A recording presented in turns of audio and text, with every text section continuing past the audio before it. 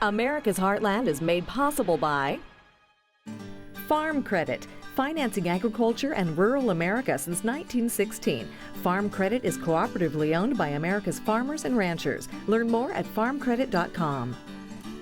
Crop Life America, representing the companies whose modern farming innovations help America's farmers provide nutritious food for communities around the globe. Hi, I'm Rob Stewart. Have you ever thought about a career change?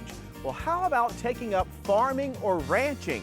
We're going back to school in America's Heartland this time to meet some folks studying to play a role in raising the food that's headed for your dinner table. We'll take you to Florida, where a young couple is not only tapping into the growing demand for organic produce, but teaching others about the benefits of working the land. These youngsters at an inner-city high school in Philadelphia are taking part in an FFA program that prepares them for a future in agriculture. How would you fare on a kitchen cooking test? Well, Sharon Backman has some ideas that make it easy for you to serve up a very popular dish. And come along to the Golden State, where students, young and old, learn the basics of successful crop production at the California Farm Academy. It's all coming up on America's Heartland. You can see it in the eyes of every woman and man in America's heartland, living close to the land. There's a love for the country and a pride in the brand. In America's heartland, living close to the land.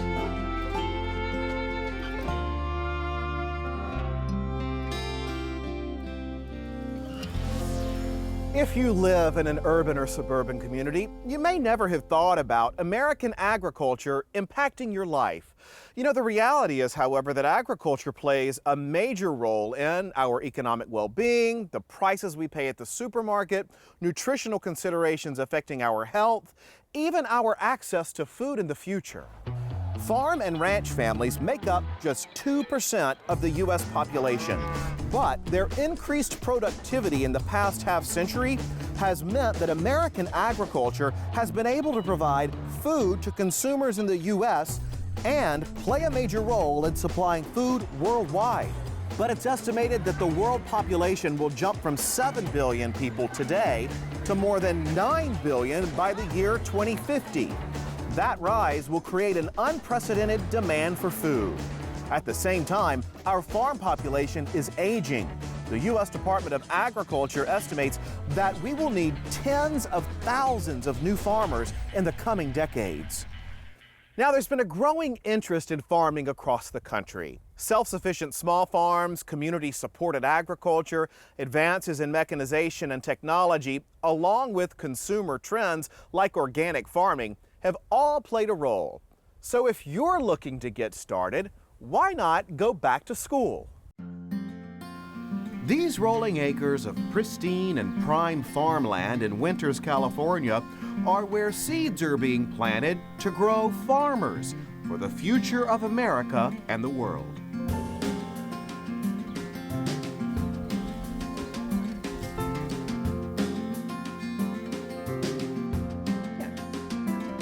Welcome to the farm on Puda Creek. Basket weave a little bit more. Home to the acclaimed California Farm Academy, where future farmers get their hands in the dirt and learn what it takes to produce food for new consumer demands as well as the world's growing population. To train beginning farmers, to train the next generation.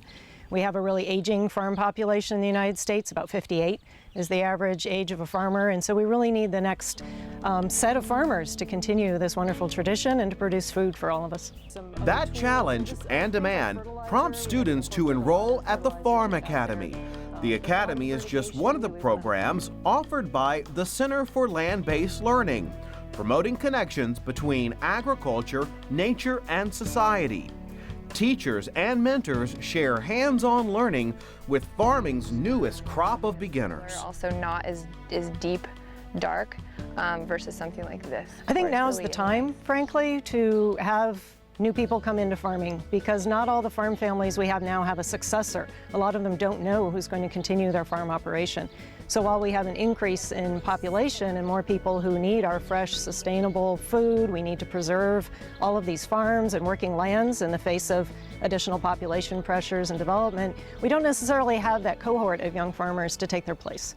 They're getting really hidden though because they're bushing. Yeah. So, the heirlooms are huge though. Yeah. Farming is a brand new career for Jason Graff. After years in the classroom as a teacher, Jason is now the student, with a lot to learn about the organic farming practices here. There is so much to learn about farming, and any farmer who tells you that they know it all, you just gotta kind of smile and say, okay, because things change all the time. The weather changes, crops change, pests change, growing conditions change.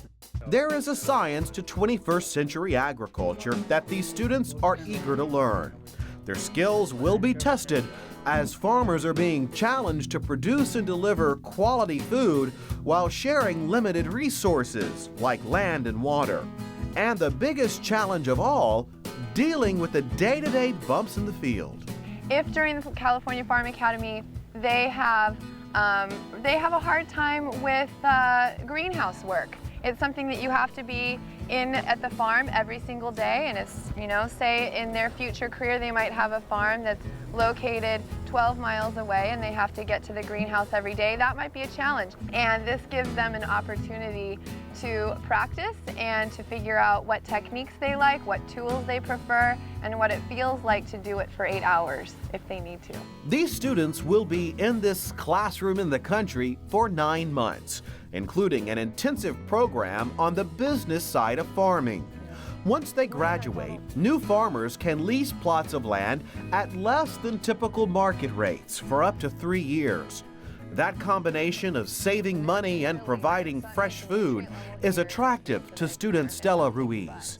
I have a son with Down syndrome, and we just started a taco truck business for him. And I also work with kids in a high crime, high poverty area at a very low performing elementary school, and have helped them start their own restaurant. And so in both enterprises, it's about helping vulnerable populations learn how to run a business, and thought it would be really fun to roll it back to where the food actually comes from. For Stella, the lessons on this land, in both classroom and fieldwork, deliver insights at a physical and intellectual level. I feel like I'm a better human being for really being able to appreciate how much goes into farming and how thin the profit is and how much work, and I'm just grateful for everyone who is involved in that. For the students here, the Farm Academy delivers a certain kind of satisfaction from life-changing experiences. I thought that this was a perfect opportunity for me to become a farmer. The most satisfying aspect is all the food, and being able to eat fresh food that you pick yourself and bring home. There's nothing like it. So that for me is the big reward, to see the fruits of your labor.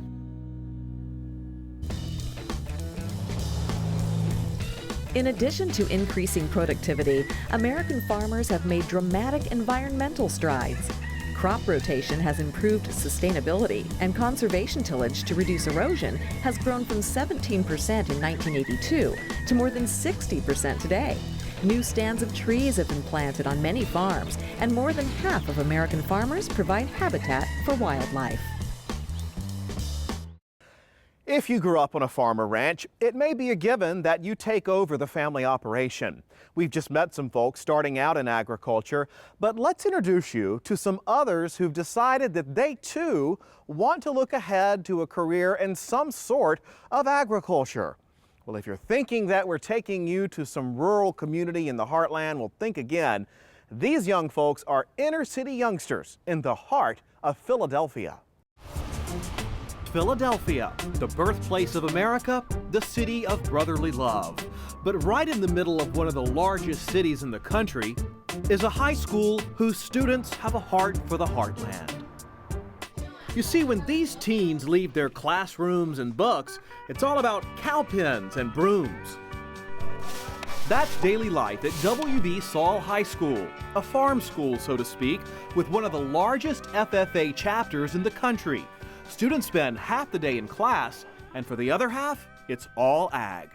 So Daryl, this is no joke. I mean, this is serious hard work. Yeah, it is. It's pretty tough to do this every day. So Every day? every day we come out here, feed the cows, get the stalls cleaned and everything like that. So you really are living life on the farm? Basically, yeah. At school? At school. How does that make you feel? It makes me feel that I'm very privileged to go to the school because they give you a lot of opportunities that I wouldn't, if I went to another school like my local school, I wouldn't get. Daryl Blakey is one of 550 inner city students who choose to spend their high school years learning about agriculture. This school has inspired his dreams. Go to college and run cross country in college and then graduate and have a farm one day. Have a farm? Yeah. Has this helped you want to have a farm? Yeah, FFA and the school and 4-H has helped me know my future and what I want. Come on, walk on. Nyasia Santiago is willing to spend 3 hours a day getting to and from school for the ag opportunities at Saul. This school opened my eyes to what I want to do for the rest of my life. Before, I didn't know what I wanted to do. I just had no clue, and then I came here and it just opened my eyes to it, and I was like, that's what I'm gonna do. When these kids come to school today, you have a hard time getting them out of here at the end of the day. And it's quite an experience, you know, that they learn that their food just doesn't come from the supermarket, it comes from, you know, away from here. This school is about all aspects of ag. Students learn about greenhouses, even landscape design, and a year-long course in food processing. You remember we take that little fillet off here? Life lessons are learned here in more ways than one. Today, the students are preparing a steer for an inner-city homeless shelter. Remember what I said about protein and how hard it is for them to get protein? The interesting thing about this whole program is to watch them grow from beginning to end. They first come back here and see a hind quarter or a chuck of beef. Oh my gosh, and now it's, okay, now what are we going to make out of it? So it goes from, we love to do everything at Saul from farm to table. Saul is stiff competition. More than 800 students apply each year, and less than 200 are accepted. I think that they learn responsibility because it doesn't matter really which side they're on, whether it's the animal side or the horse side, they're responsible for caring for something, and they get to see the fruits of their labor. For Principal Wendy Shapiro, the impact of agriculture is as life-changing as academics. You know what, you take kids out of the inner city and you watch them come here. It's exciting, and I just think it just shows the world that kids in Philadelphia can do anything they put their minds to do. For Nyasia, I wouldn't want to go to any other high school than this. And for Daryl, that success is learned from lessons of the land. So has this school helped you fall in love with farming? Yeah. Really? I can actually say that at the school, yeah. That you fall in love with farming? farming? In love with farming at the school, yeah. Well, good for you. Thank you. There are more than 7,400 FFA chapters in the U.S., Puerto Rico, and the U.S. Virgin Islands, both in rural and urban areas. And those blue jackets worn by FFA members made their national appearance in 1933, 5 years after the organization was founded. I think you recognize by now that we all benefit from the work done by farmers and ranchers. At its most simple, the availability of fresh meats, produce, or other crops that make it possible for us to enjoy great meals at a reasonable price. So let's go from farm to fork with our Sharon Vaknin. She has a great suggestion on something tasty to try.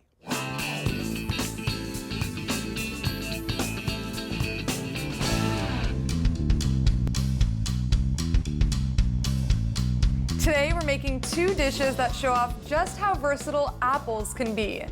First, it's an apple, fennel, and celery salad with a yogurt dressing. Then we're making endive boats with caramelized apples and crispy pancetta. The salad is light, it's refreshing, and you can make it in advance to serve at a party. So for the celery, I like thin slices. That's gonna give us a really nice crunch in this salad. Then it's our fennel. So for fennel, I like to slice it really thinly. It's almost shaved. That's enough. We don't want to overpower the flavor of the apples. And finally, the star of our dish, apples. But for this salad, I chose the Braeburn apple. It's sweet, it's tart, and it's not too sour, so it pairs nicely with our other ingredients. To prep our apples for the salad, I keep it really simple. I'll core them first. All we'll do to these apples is slice them thinly. Those look beautiful. And now our herbs. For this salad, I chose mint to give it a bright, fresh flavor, and tarragon. Tarragon has a licorice, peppery flavor and will go great with that fennel. So just a sprig or two, then bundle them all up and run the knife through. The mint makes the salad really refreshing. The last couple ingredients that go in here are dried cranberries, then almonds to add a little nutty flavor. Now for our dressing, we'll need Greek yogurt, cinnamon, honey, and champagne vinegar. The champagne vinegar will help us thin it out a little bit. It'll also keep the brightness of the dish. A little bit of cinnamon, honey, so a little bit of salt, and a hint of pepper. Give it a whisk. Dressing is done, we'll pour it right on top. We'll mix this up. Make sure every bit of the salad is coated with that yogurt dressing. This looks perfect, so I'll put this in the fridge to chill and then we'll work on our next dish. Now let's work on our caramelized apple endive boats. For this dish, I have 3 types of apples: Granny Smith, Fuji, and Pink Lady. The Granny Smith is the only one I want to peel because it has a much tougher skin and it's not really something you want to bite into. And I'll just core the apple. We'll just cube them up nicely like that. There's our Granny Smith. And now onto our Fuji apple. For this, I'll do the same thing, just core it and cube it. And finally, onto my favorite variety of apple, the Pink Lady apple. We'll keep the skin on for this one too. All of our apples are chopped, and with this blend of varieties, we'll get caramelized apples that are both sweet and tart and will hold their shape once they're caramelized. Let's get to it. Caramelizing our apples for these endive boats is a lot easier than it sounds. First, we'll melt some butter. And while that butter melts, we'll get started on our crispy pancetta. I've just taken pancetta and diced it. We'll put it right into a hot pan. And once the butter is melted, in go our apples. The apples and the pancetta go together really nicely here because the pancetta is cured with peppercorn and fennel, and those are great combinations with apple. Now that these apples have sauteed in the butter for a little bit, they've gotten soft, so it's time to add our cornstarch. And I've dissolved it in water here so that it doesn't clump up. Goes right in there, along with half a cup of brown sugar. We'll stir it up to incorporate it, and then we'll let it caramelize for a few more minutes. Just be sure not to overcook it. The pancetta looks nice and crispy, so that can go onto a paper towel. And our apples look ready too. We'll put it right in.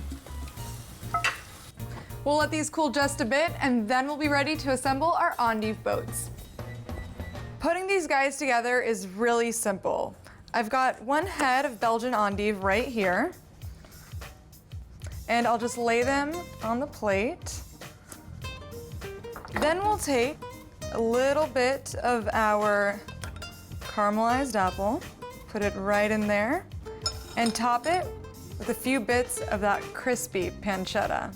How gorgeous is that? And now you can see why I left that skin on. It gives this dish a really nice bright color. Our endive boats are done. They're sweet, they're salty, and they're a perfect bite-sized appetizer. Then we've got our apple, fennel, and celery salad that's been chilling in the fridge with the minty yogurt dressing. We've used 4 different types of apples to make 2 beautiful, bright dishes that really show just how versatile apples can be.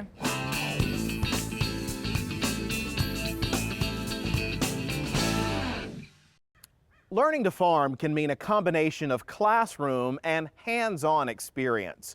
A growing consumer demand for organic produce has provided the opportunity for many to start farming in a small way. Our Jason Shoultz found a young couple in Florida whose farm gave them a chance to not only demonstrate the importance of agriculture, but also turn their education into action.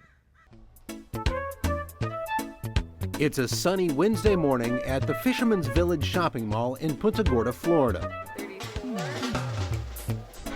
And the Warden's Farmers Market has got your greens, so you can saute them or tomatoes and sweet corn, all standard farmers market fare.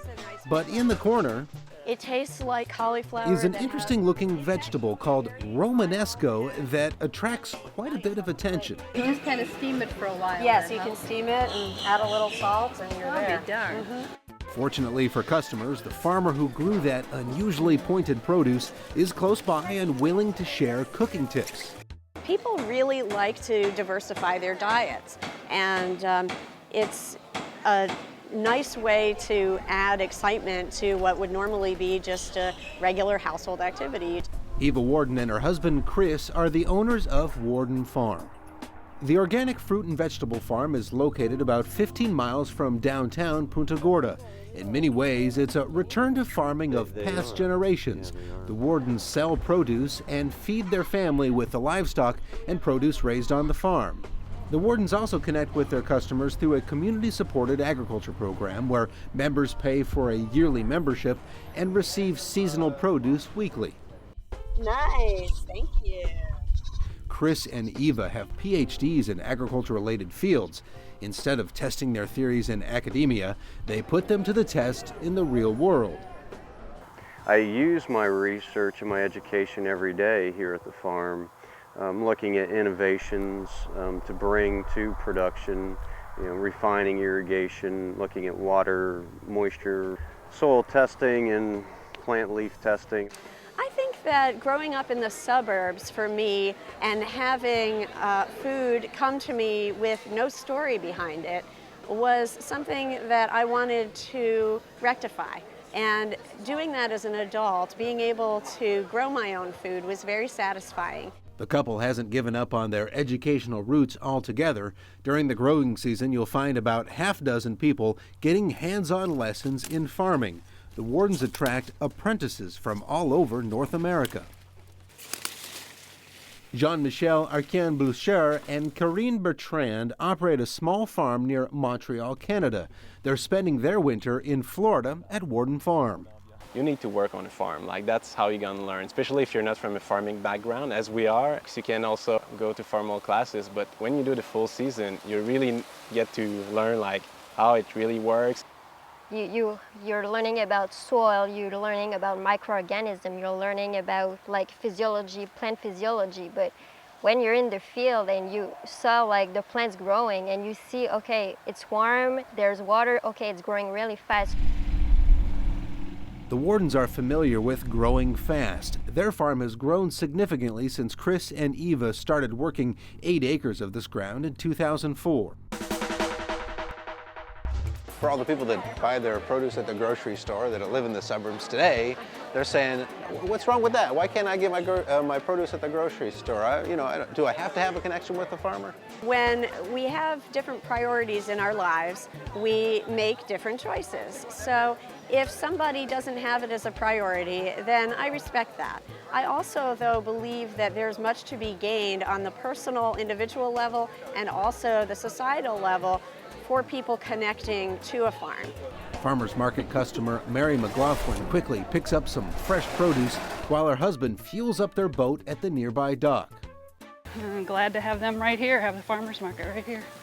This Vermont snowbird says even on the water, the fresh produce is a way for her to connect with the Wardens. Doesn't get any fresher than this. You get more out of it this way. The farmer gets more money. Well, that's all from Warden Farm in Punta Gorda, Florida. I'm Jason Shoultz. Thanks for joining us. And we got some produce to take inside, huh? Yeah, take the light one and come inside. All right. We've shared some great stories and great recipes with you on the show this time. If you missed something or want to check out videos from any of our America's Heartland programs, just log on to our website at americasheartland.org. And don't forget, you can also connect to us through many of your social media websites as well. We'll see you next time on America's Heartland. You can purchase a DVD or Blu-ray copy of this program. Here's the cost. To order, just visit us online or call 888-814-3923. You can see it in the eyes of every woman and man in America's heartland, living close to the land. There's a love for the country and a pride in the brand in America's heartland, living close to the land. America's Heartland is made possible by Farm Credit, financing agriculture and rural America since 1916. Farm Credit is cooperatively owned by America's farmers and ranchers. Learn more at farmcredit.com. Crop Life America, representing the companies whose modern farming innovations help America's farmers provide nutritious food for communities around the globe.